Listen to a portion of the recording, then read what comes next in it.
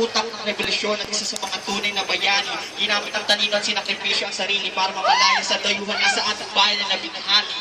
Kung estudyanteng mabini, pwede sa aking ihalintulad.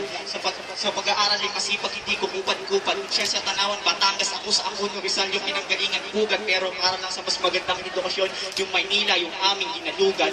At parang yung pag-usad ay mas mabilis pa din ang daga ko yung aking kaalaman. Hindi katulad mo na sa tunay buhay, wala ka mang kamalayan. May posas na naman yung ating inumbayan. Kailangan natin itong kalagan. Yung susunod na magtatanggol dito ay yung tao na nasa iyong harapan. At ikaw, halatang meron kang lahing Kastila, tingin sa aming mga Pilipino, yung mga Indian may hina. Pero papatunayan ko sa iyo yung lahi namin ay dakila dahil dito aking pinaglalaban ng karangalan ng bayan ng Kastila. Round pa lang yan ha. May round pa para mayan ay sa isang banat. Okay, para sa unang banat ni Lil Clica.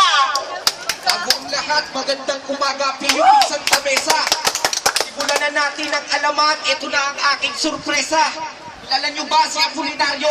Ang kapatid ni Prudencio, Silvino, Munico at Alejandro at Agapito. Na ang kanilang ama na si Inocencio Mabini at ang kanyang ina na si Junicia Maranan na tubong baryo, Alaga, Batangas sa Tanawan.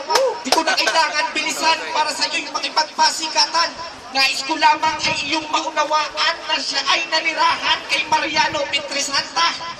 Kaya sige, ito na, medyo na wala ng letra, pero tuloy-tuloy pa rin to kahit na umagaw pa sa eksena.